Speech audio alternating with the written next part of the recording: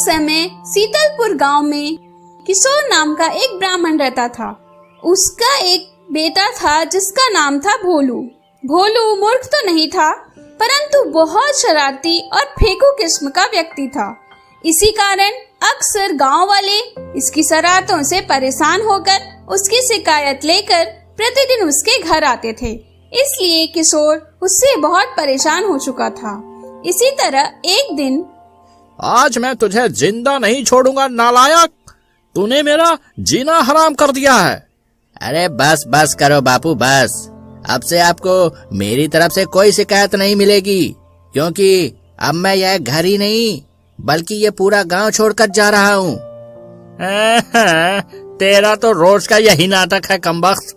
देखता हूँ अगर तू अभी इस घर को छोड़कर नहीं गया तो मैं खुद ही तुझे धक्के मारकर इस घर से भगा दूंगा। जा, अब दूर हो जा मेरी नजरों से। ठीक है बापू, मैं जा रहा हूँ। अब मैं आपको तभी शक्ल दिखाऊंगा जब मैं कुछ बन जाऊंगा। हाँ ठीक है, मैं भी देखता हूँ तुझे कितने दिनों तक घर से दूर रहता है तू। फिर भोलू चुपके से कुछ खाने के लिए रोटियां अपने पोटली में रखकर बिना कुछ सोचे समझे घर छोड़कर चला जाता है।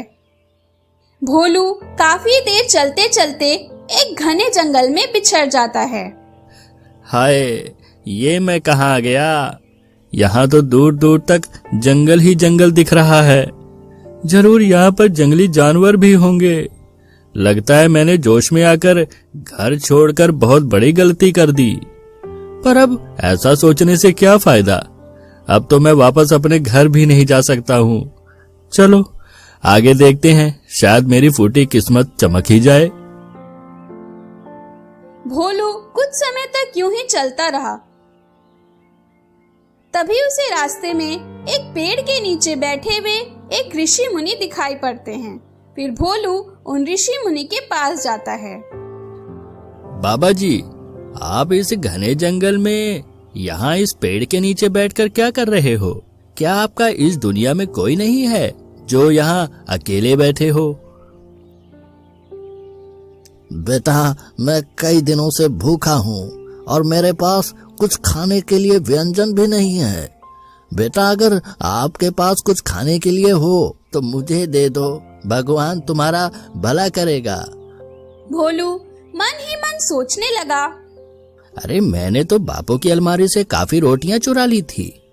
अगर मैं उसमें से कुछ रोटियां इस बुढ़े को खाने के लिए दे दूंगा, फिर भी मेरी पोटली में काफी रोटियां खाने के लिए पड़ी ही रहेंगी और रोटियां खराब होने से भी बच जाएंगी। ठीक है बाबा, यदि तुम्हें कुछ खिलाने से मेरा भला हो जाएगा तो मैं जरूर तुम्हें कुछ खाने के लिए दूंगा। फिर भोलू अपनी पोटली से कुछ रोटियां निकालकर उन ऋषि मुनिवर को दे देता है। चलो, जिंदगी में आज पहली बार मेरे हाथों कोई अच्छा कार्य हुआ, वरना आज तक तो मुझे लोग शरारती ही कहा करते थे। खाना खाने के बाद ऋषि मुनिवर जी प्रसन्नता पूर्वक भोलू से कहते हैं, मैं तुम्हारे इस व्यवहार से बहुत प्रसन्न हूँ। तुमने मेरी सहायता की है, बदले में अब मेरा भी फर्ज बनता है कि मैं तुम्हारी भी सहायता करूं। बोलो बेटा, तुम्हें क्या चाहिए? बाबा क्यों मजाक कर रहे हो? भला आप इस उम्र में मुझे क्या ही दे सकते हो? बाबा तुम तो हर हाल से फटीचर लगते हो। बेटा, मेरी वेशभूषा पर मत जाओ, बस तुम एक बार मांगो तो सही। मैं तुम्हारे मांगे अनुसार वह चीजें प्रदान करने का प्रयास करूंगा। ठीक है बाबा, यदि ऐसा है तो जो भी आपके पास अमूल्य वस्तु हो वो मुझे दे दो। तभी ऋषि मुनिवर जी भोलू को एक शंख देते हैं। आई, ये तो एक मामूली सा शंख है। अरे बाबा, ये मामूली शंख कैसे अमूल्य हो सकता है? लगता है बुढ़ापे में आपका दिमाग सटिया गया है।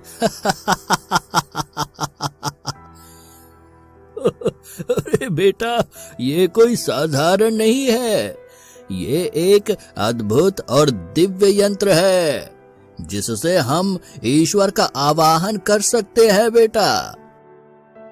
परंतु ये कैसे होगा बाबा? मूर्ख बालक, पहले मेरी बात को ध्यान पूर्वक सुनो। बेटा, जब भी तुम इस दिव्य शंख को ईश्वर का स्मरण करते हुए बजाओगे, उसी समय साक्षात ईश्वर प्रकट होंगे, जिससे तुम अपनी कोई भी 4 इच्छा की पूर्ति करवा सकते हो। लेकिन बेटा, एक बात को तुम सदैव याद रखना कि तुम इस दिव्य शंख का दुरुपयोग नहीं कर सकोगे। अरे वाह, फिर तो मैं सबको दिखा दूंगा कि भोलू मूर्ख या शरारती नहीं, बल्कि दुनिया में सबसे लायक और सुशील और महान इंसान है। बाबा, क्या मैं इस दिव्य शंख का इसी समय परीक्षण कर सकता हूँ? भोलू उस दिव्य शंख को जैसे ही ईश्वर की स्मरण करते हुए बजाता है कि तभी कुछ ही क्षण में साक्षात ईश्वर उसके सामने प्रकट होते हैं। क्या बात है पुत्र, तुमने मुझे किस उद्देश्य से स्मरण किया है? ईश्वर को साक्षात प्रकट देखते हुए भोलू बहुत आश्चर्यचकित रह गया। हे परम पूज्य परमात्मा, आपके चरणों में मेरा कोटि कोटि प्रणाम। खुश रहो पुत्र, बोलो पुत्र, मैं तुम्हारी कौन सी इच्छा को पूर्ण करूं? हे परम पूज्य परमात्मा, मैं इस घने वन में खो गया हूँ। मुझे एक मार्गदर्शक की आवश्यकता है जो मार्ग दिखा सके, जिससे मैं कभी भी अपना मार्ग ना भूल सकूं। तथास्तु पुत्र। इतना कहते ही वहाँ पर एक दिव्य हंस प्रकट होता है। उस दिव्य हंस को प्रकट होते ही ईश्वर वहाँ से अदृश्य हो गए। हे दिव्य हंस, मुझे निरंजनपुर गांव में मेरी बुआ के घर ले चलो। उनसे मिले मुझे काफी दिन हो गए हैं। जैसी आपकी आज्ञा बालक, तुम मेरे पीछे पीछे चलो, मैं तुम्हें तुम्हारे मंजिल तक ले चलता हूँ। तभी भोलू उस दिव्य हंस के पीछे पीछे चल पड़ा। हे बालक, ये लो, मैंने तुम्हें तुम्हारी मंजिल तक पहुंचा दिया। हे दिव्य हंस, आपका बहुत बहुत धन्यवाद। मैं अपनी बुआ के गांव आ गया हूँ। अब आप जा सकते हो।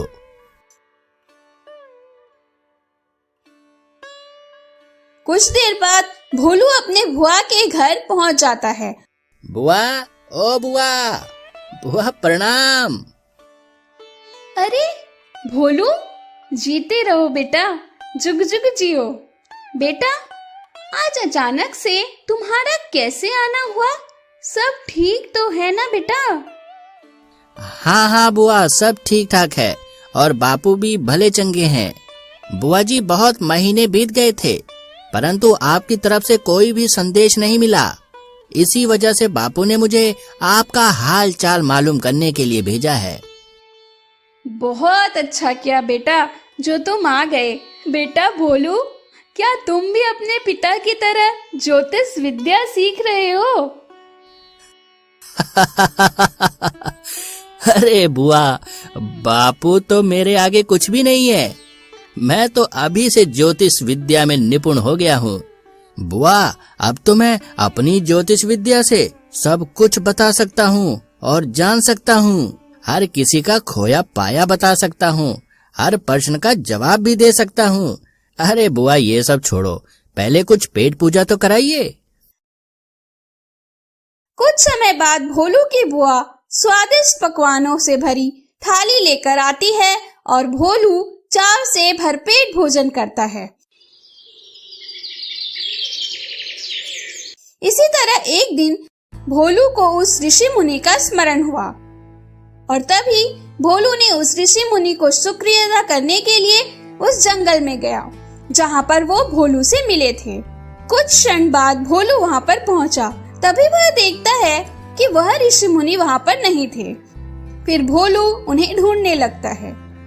भोलू कुछ देर उन्हें इधर उधर ढूंढता रहा। तभी उसे किसी की रोने की आवाज सुनाई पड़ती है।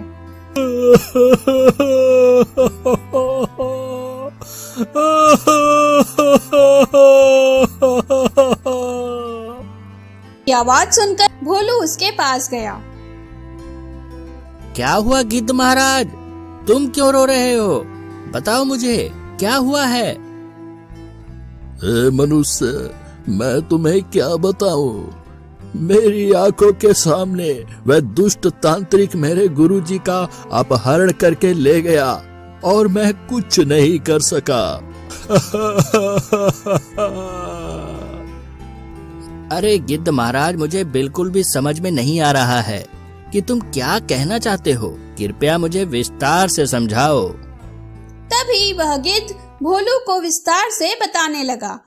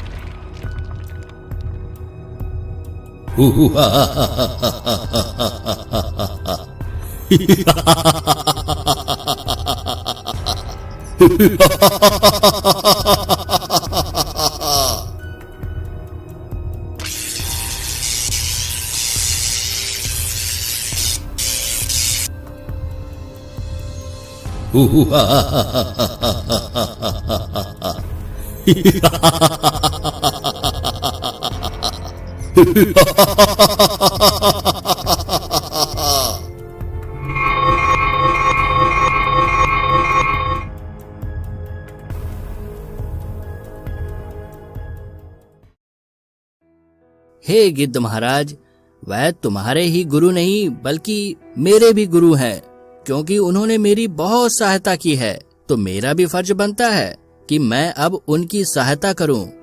तुम चिंता मत करो, मैं उन्हें उस दुष्ट तांत्रिक से बचा कर रहूंगा। तभी भोलू उन ऋषि मुनि द्वारा दिए गए संत को ईश्वर का स्मरण करते हुए बजाने लगा। क्या बात है पुत्र, इस बार तुमने मुझे किस उद्देश्य से स्मरण किया है? हे परम पूज्य परमात्मा, मेरे गुरुदेव को किसी दुष्ट तांत्रिक ने उनका अपहरण करके अदृश्य हो गया है। मुझे आपके हंस के मार्गदर्शन की पुनः आवश्यकता है। कृपया मेरी दूसरी इच्छा पूर्ण की जाए। तथास्तु पुत्र। उसके बाद भोलू उस हंस के पीछे पीछे चल पड़ा। कुछ समय पश्चात वह हंस भोलू को लेकर एक डरावनी गुफा में लेकर गया और फिर वह हंस वहां से अदृश्य हो गया। उसके बाद भोलू देखता है, ओम भग भुग भगनी भगोदरी, ओम भग भुगे भगनी भगोदरी, ब्रह्म से गिलिम्बना, ओम भट स्वाहा। ओम भग भुगे भगनी भगोदरी, ओम भग भुगे भगनी भगोदरी, ब्रह्म से क्लिम्बना, ओम भट स्वाहा।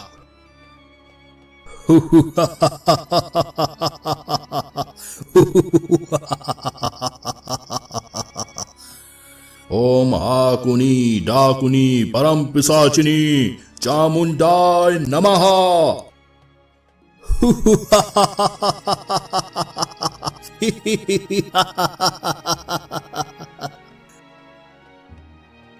मूर्ख साधु, आज मैं तुम्हारी बलि देकर तुम्हारी दिव्य शक्तियों को अपने अधीन करके इस पूरे ब्रह्मांड में राज करूंगा।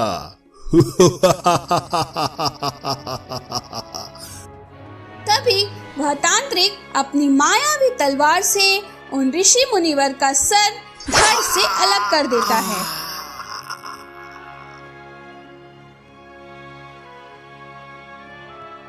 और फिर दोबारा से वह अपनी हवन तपस्या प्रारंभ कर देता है।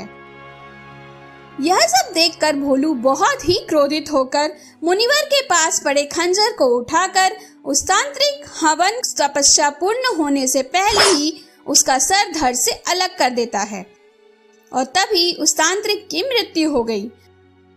तभी भोलू उन ऋषि मुनिवर का कटा हुआ सर देखकर बिलक बिलक कर रोने लगता है।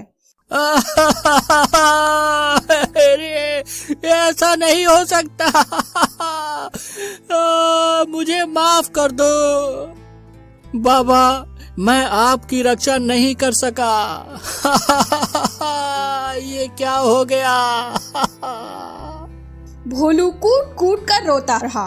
तभी उसे इन मुनि ऋषिवर द्वारा दिया गया दिव्य शंख का स्मरण हुआ और तभी भोलू एक भी क्षण बर्बाद किए बिना ईश्वर को स्मरण करते हुए शंख को बजाना प्रारंभ कर दिया। क्या बात है पुत्र, तुमने मुझे किस उद्देश्य से तीसरी बार स्मरण किया है? हे परम पूज्य परमात्मा, मेरी मदद कीजिए। क्या बात है पुत्र, तुम क्यों रो रहे हो? बोलो पुत्र। हे परम पूज्य, एक दुष्ट तांत्रिक ने मेरे गुरुवर का सिर काटकर उनकी मृत्यु कर दी।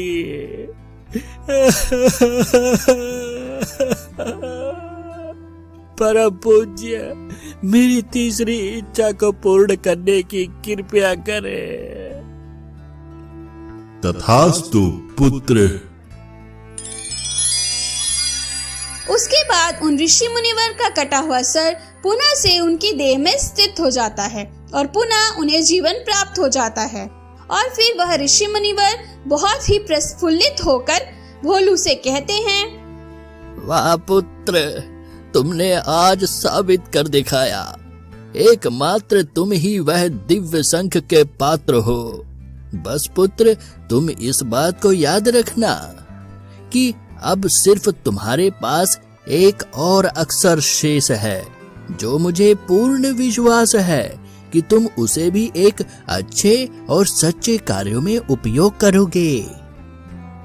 जी बाबा, जैसा आपने कहा है बिल्कुल वैसा ही होगा। मैं यह एक बची हुई इच्छा अवसर को जरूर अच्छे कार्यों में ही उपयोग करूंगा। तो ठीक है बाबा, अब मुझे आज्ञा दीजिए, मैं अपनी बुआ के घर चलता हूँ, वह मेरा इंतजार कर रही होंगी। इतना कहने के बाद भोलू वापस अपने बुआ के यहाँ चला जाता है।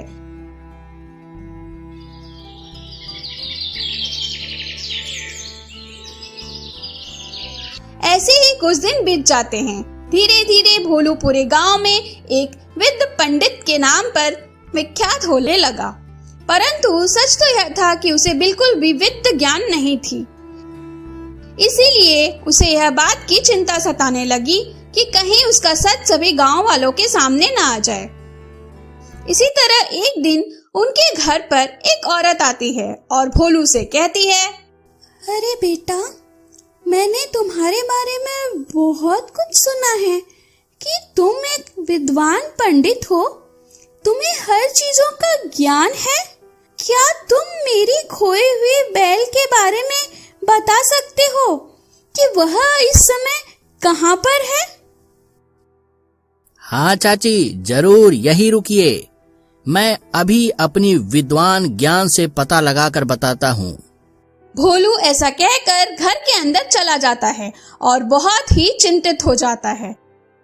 तभी जल्दी से ईश्वर को स्मरण करते हुए वह दिव्य शंख बजाता है।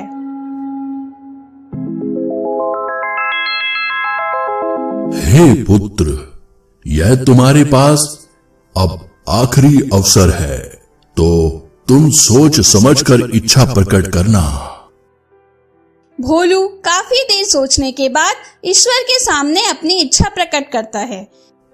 हे परम पूज्य परमात्मा, मेरी आखिरी इच्छा यह है कि आप मुझे दिव्य दृष्टि का वरदान प्रदान करें, जिससे मैं लोगों की सहायता कर सकूं। ठीक है पुत्र, ऐसा ही होगा। तथास्तु। तभी भोलू अपनी दिव्य दृष्टि ज्ञान से उसके बैल के बारे में बताता है। इसी तरह अब भोलू एक सच्चा विद्वान के नाम से माने जाने लगा। इसी तरह कुछ वर्ष बीत जाते हैं और अब भोलू की बुआ ने उसका विवाह एक जाने माने पंडित की पुत्री से करा दिया। एक दिन भोलू और उसकी अर्धांगिनी दोनों अपने पिता किशोर से मिलने के लिए सीतलपुर की यात्रा में निकल पड़ते हैं। कुछ समय बाद उनकी मुलाकात वह ऋषि मुनिवर से होती है। प्रणाम बाबा। बाबा, आज आपकी वजह से ही मैं अपने जीवन में इतना सफल व्यक्ति बन पाया हूँ। आपका यह एहसान मैं कभी नहीं भूल सकता। सदा सुखी रहो पुत्र, और ऐसे ही तुम सत्य के मार्ग पर चलकर दूसरों की सहायता करते रहो। ईश्वर सदैव तुम्हारा कल्याण करेगा। ऐसा कहने के पश्चात भोलू अपनी पत्नी के साथ अपनी बापू से मिलने के लिए यात्रा करने लगता है। कुछ पल बाद भोलू और उसकी पत्नी घर पहुंच जाते हैं। प्रणाम पिताजी। मैंने आपसे कहा था ना कि मैं इस घर में तभी वापस लौटूंगा जब मैं एक सफल व्यक्ति बन जाऊंगा। और आज मैं आसपास के राज्य में एक विद्वान पंडित के नाम से विख्यात हूँ, और मैं अपने आसपास के राज्यों के एक जाने माने पंडित की पुत्री से विवाह भी करके आया हूँ। पिताजी, इसके लिए मैं आपसे माफी मांगता हूँ कि मैंने बिना आपकी आज्ञा लिए विवाह कर लिया। अरे पुत्र, मुझे बहुत गर्व है तुम पर कि तुम अपनी शरारती हरकतों को त्याग करके और कठिन परिश्रम करके एक सफल व्यक्ति बन गए हो। मुझे गर्व है पुत्र कि मैं तुम जैसे पुत्र का पिता हूँ। मैं बहुत खुश हूँ पुत्र। अब किशोर अपने पुत्र और पुत्रवधू के साथ खुशी खुशी रहने लगा। तभी रास्ते में उन्हें एक प्यारा सा हिरन दिखाई पड़ता है। अरे वाह, ये हिरन तो बहुत सुंदर है। क्यों ना मैं इसे महल लेके जाऊं? पिताजी इस हिरन को देख के जरूर बहुत खुश होंगे। अरे ये हिरन तो चलता ही जा रहा है। जल्दी से मुझे इसे पकड़ के ले जाना होगा, नहीं तो ये भाग जाएगा।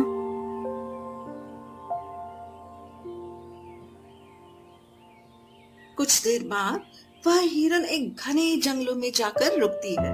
राजकुमारी उस हिरन के पीछे चलते चलते काफी घने जंगलों में आ जाती है। अरे ये कहाँ आ गई मैं? पिताजी ने तो कहा था ज्यादा दूर मत जाना, और इस हिरन के चक्कर में मैं ज्यादा ही अंदर आ चुकी हूँ। कोई है, कृपया मेरी मदद करो। राजकुमारी को अब बहुत डर लगने लगा था।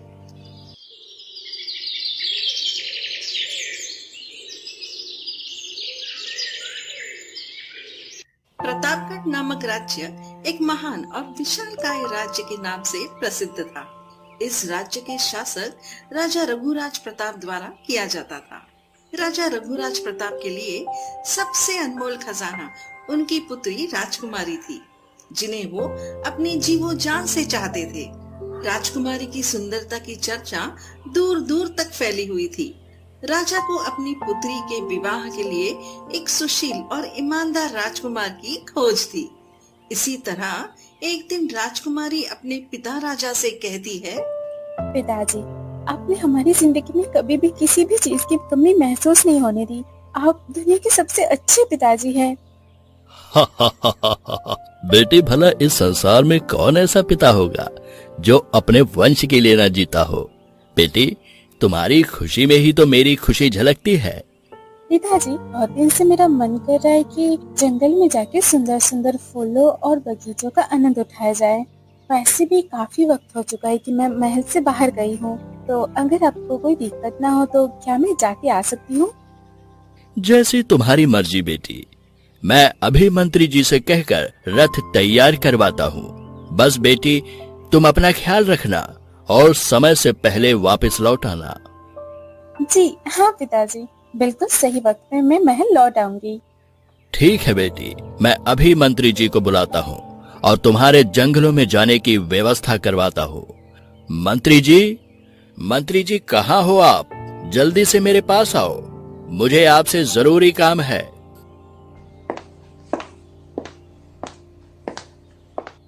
महाराज की जय हो। क्या हुआ महाराज?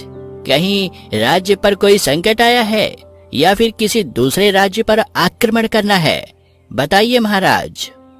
ना ही आक्रमण करना है और ना ही किसी राज्य पर हमला करना है। मंत्री जी, मैंने तुम्हें यहाँ पर बहुत जरूरी काम के लिए बुलाया है। तो आज्ञा दीजिए महाराज, आपका बताया हुआ कोई भी कार्य हो मैं अवश्य पूरा करूंगा। तो सुनो मंत्री जी, राजकुमारी का आज जंगलों में घूमने का मन है। मंत्री जी, यह काम मैं आपको सौंपता हूँ। आप राजकुमारी को जंगलों में सैर करवा कर लाइए और हाँ मंत्री जी, सही समय पर महल लौट आना। जी महाराज, जैसी आपकी आज्ञा। मैं अभी रथ तैयार करवाता हूँ और फिर जंगलों की ओर प्रस्थान करता हूँ।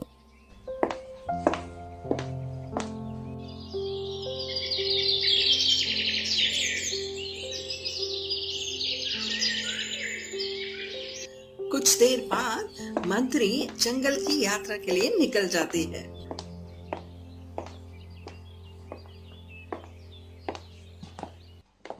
मंत्री जी, अगर आपकी इजाजत हो तो मैं यही आसपास थोड़ा अकेली घूमना चाहती हूँ। बेटी, बस एक बात ध्यान में रखना, ज्यादा दूर तक मत जाना, नहीं तो इस जंगल में बिछड़ जाओगी। तभी राजकुमारी जंगल में घूमने के लिए निकल जाती है। राजकुमारी काफी देर तक घूमती है। तभी रास्ते में उन्हें एक प्यारा सा हिरन दिखाई पड़ता है। अरे वाह, ये हिरन तो बहुत सुंदर है। क्यों ना मैं इसे महल लेके जाऊं? पिताजी इस हिरन को देख के जरूर बहुत खुश होंगे। अरे ये हिरन तो चलता ही जा रहा है। जल्दी से मुझे इसे पकड़ के ले जाना होगा, नहीं तो ये भाग जाएगा।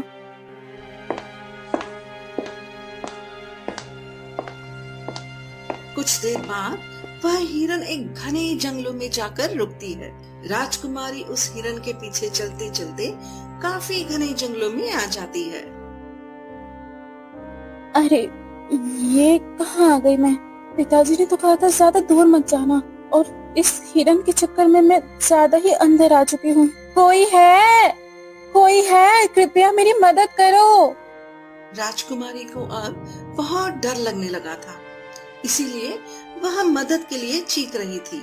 तभी अचानक से एक प्रकाश उत्पन्न होता है और राजकुमारी और हिरन दोनों उस प्रकाश में समा जाते हैं और वहां से गायब हो जाते हैं।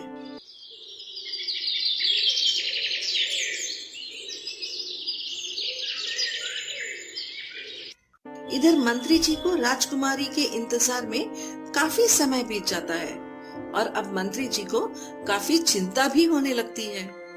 ये राजकुमारी कहाँ चली गई? काफी समय हो गया और अभी तक राजकुमारी वापस नहीं लौटी। मुझे बहुत चिंता हो रही है। क्या करूं? मेरे तो कुछ समझ में नहीं आ रहा।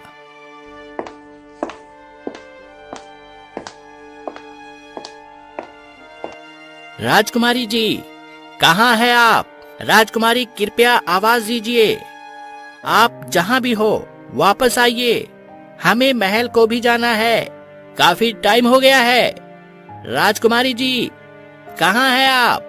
मंत्री जी राजकुमारी को काफी देर तक ढूंढते हैं, लेकिन उन्हें राजकुमारी कहीं नहीं दिखाई देती। हे भगवान, न जाने ये राजकुमारी इस जंगल में कहाँ गुम हो गई। काफी देर से ढूंढ रहा हूँ, लेकिन राजकुमारी कहीं नजर ही नहीं आ रही। अब मैं महाराज को कौन सा मुंह दिखाऊंगा? महाराज तो मुझे फांसी पर चढ़ा देंगे।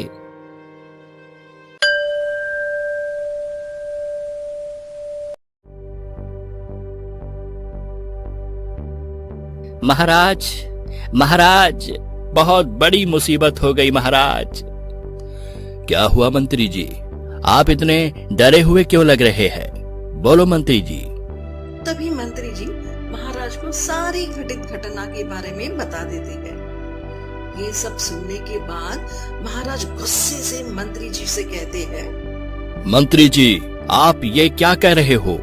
मैंने तुम्हें कितनी बार समझाया था कि तुम राजकुमारी का ख्याल रखना, लेकिन तुम इतने बेहुदे कैसे हो सकते हो? पता नहीं मेरी पुत्री कहाँ और किस हाल में होगी। हे भगवान, मेरी ही गलती है जो मैंने उसे जंगलों में जाने के लिए इजाजत दे दिया।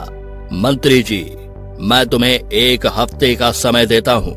मुझे मेरी पुत्री चाहिए तो चाहिए, मैं कुछ नहीं जानता, वरना मैं तुम्हें फांसी पर चढ़ा दूंगा।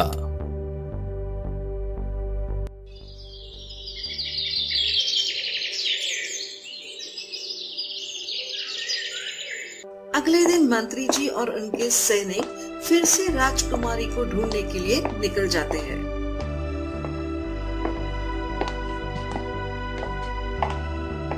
मंत्री जी और उनके सैनिक राजकुमारी को सभी जगह ढूंढते हैं, लेकिन राजकुमारी कहीं नहीं मिलती। और फिर मंत्री जी और उनके सैनिक निराश होकर वापस महल लौट जाते हैं। आइए मंत्री जी, आइए। क्या हुआ मंत्री जी? कुछ पता चला मेरी राजकुमारी के बारे में? बोलो मंत्री जी। महाराज, हमने राजकुमारी को कोना कोना ढूंढ लिया, लेकिन राजकुमारी कहीं दिखी नहीं। कहीं नहीं दिखी? तो तुम वापस महल क्यों आए? मैंने तुम्हें कहा था ना कि तुम महल वापस आना तो राजकुमारी को लेकर आना, वरना मैं तुम्हें फांसी पर चढ़ा दूंगा। मंत्री जी, तुम मेरे सामने से दफा हो जाओ, नहीं तो मैं अभी के अभी तुम्हारा सर धड़ से अलग कर दूंगा। महाराज, मुझे माफ कर दीजिए। मैंने अपनी तरफ से पूरी कोशिश की थी राजकुमारी को ढूंढने के लिए। महाराज, एक उपाय है जिससे शायद हमें राजकुमारी का पता चल सकता है। अच्छा, जो भी उपाय है जल्दी से बताओ। महाराज, अपने राज्य के बगल एक विद्यानी बाबा रहते हैं। सुना है उनके पास लोग जो भी समस्या लेकर जाते हैं, वह ज्ञानी बाबा उन्हें कोई ना कोई उपाय जरूर बताते हैं। महाराज, क्यों ना हम अपनी समस्या उन ज्ञानी महाराज बाबा को बताए। महाराज, मुझे पूरा भरोसा है कि वह महान ज्ञानी बाबा हमारी कोई ना कोई मदद जरूर करेंगे। मंत्री जी, मुझे मेरी पुत्री को ढूंढ कर लाने में बिल्कुल भी देरी नहीं चाहिए। हम लोग तुरंत उन महान महात्मा से मिलने के लिए चलते हैं। इतना कहने के बाद महाराज और मंत्री जी उन महात्मा साधु से मिलने के लिए निकल जाते हैं। प्रणाम गुरुदेव। सदा सुखी रहो बेटा। बोलिए महाराज, अचानक आपका यहाँ कैसे आना हुआ? गुरुदेव, अब आप ही मेरी मदद कर सकते हैं। मैं आपके पास बहुत ही गंभीर समस्या लेकर आया हूँ। गुरुदेव, कृपया मेरी मदद करें गुरुदेव। कैसी समस्या राजन? बताओ जरा, मैं अवश्य तुम्हारी मदद करूंगा। गुरुदेव, मेरी पुत्री राजकुमारी राज्य मंत्री के साथ जंगलों की खूबसूरती का आनंद लेने गई थी, परंतु महाराज, राजकुमारी अचानक से पता नहीं कहाँ गुम हो गई और मैंने अपनी पुत्री को कहाँ कहाँ नहीं ढूंढा, लेकिन महाराज वह कहीं नहीं मिली। तुम चिंता मत करो राजन, उसका उपाय है मेरे पास, अभी बताता हूँ।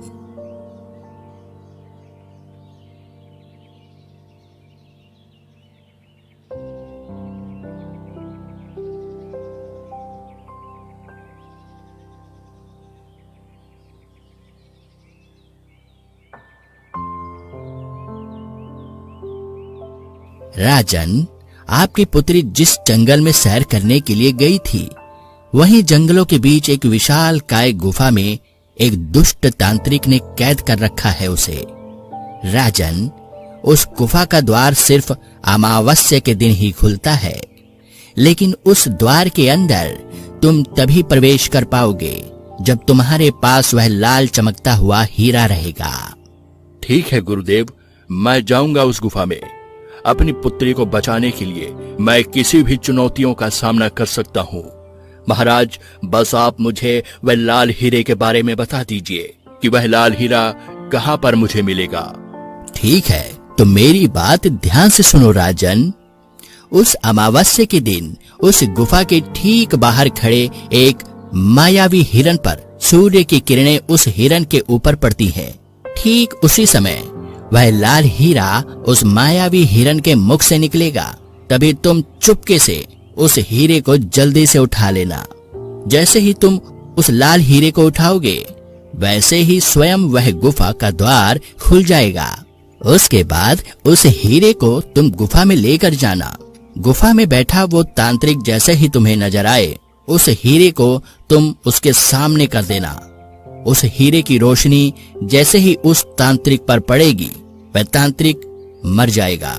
आपका बहुत बहुत धन्यवाद महाराज। आपने जैसा कहा मैं बिल्कुल वैसा ही करूंगा। ऐसा कहकर राजा साहब और वह मंत्री दोनों लोग महल लौट जाते हैं।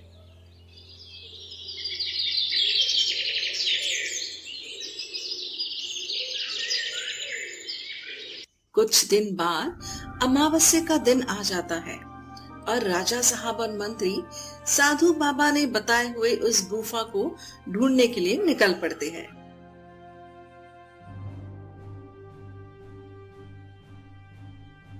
काफी समय बाद उन्हें वह गुफा मिल जाती है और राजा साहब को वो मायावी हिरन गुफा के बाहर ही दिख जाता है। मंत्री जी, साधु बाबा ने जैसा कहा था, ये तो ठीक वही हिरन दिखता है।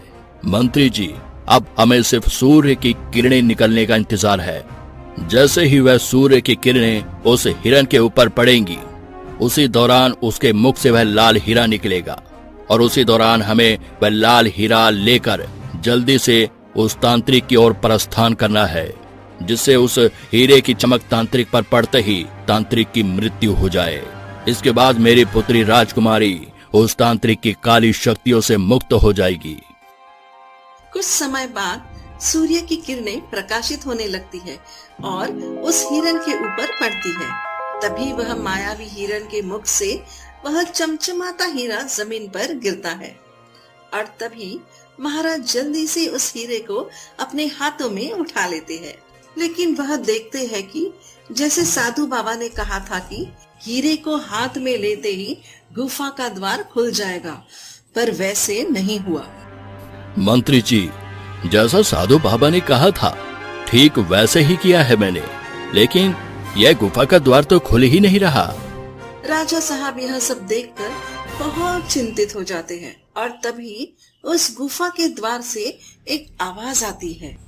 रुक जाओ, तुम्हें पहले मेरे एक सवाल का जवाब देना होगा, तभी यह गुफा का द्वार खुलेगा। अगर शर्तें मंजूर हैं तो जवाब दो। कैसा सवाल? पूछो। तो सुनो, ऐसा क्या है जो मरते दम तक हमारा पीछा नहीं छोड़ता? महाराज यह सवाल सुनते ही बड़ी सोच में पड़ जाते हैं। तभी वहाँ पर एक आवाज आती है, हमारा अतीत। उस व्यक्ति के इतना कहते ही वह गुफा का द्वार खुल जाता है।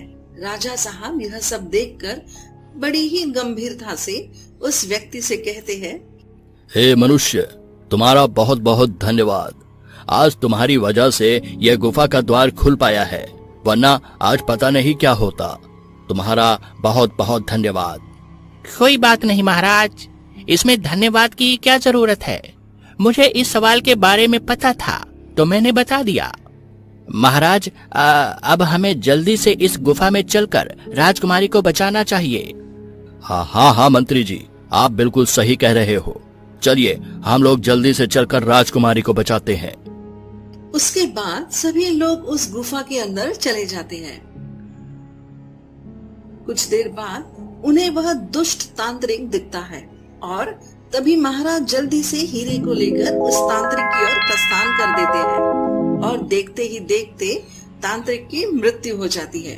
उस तांत्रिक के मरते ही राजकुमारी उसके काले जादू से मुक्त हो जाती है। पुत्र, आज तुम्हारी वजह से मेरी राजकुमारी मुझे सही सलामत मिल गई। बोलो पुत्र, तुम्हें क्या चाहिए?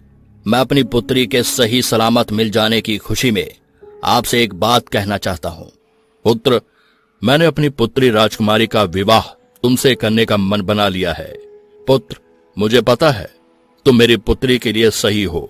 मैं तुम्हारी ईमानदारी को देखकर बहुत प्रसन्न हुआ। क्या ये रिश्ता आपको मंजूर है पुत्र? महाराज, ये तो मेरा भाग्य है जो आपने अपनी पुत्री के लिए मुझे चुना है। महाराज, मैं बिल्कुल तैयार हूँ। बस आप एक बार राजकुमारी से पूछ लीजिए, क्या वह इस विवाह के लिए तैयार है? राजकुमारी, आप क्या कहती हैं? क्या आपको यह विवाह मंजूर है? जी पिताजी, मुझे आप पर पूरा भरोसा है। मुझे पता है कि आपने जो फैसला लिया होगा जरूर ही सोच समझ के लिया होगा। ठीक है राजकुमारी, तो मैं कल ही पंडित जी से बात करके विवाह की तैयारियां करवाता हूँ।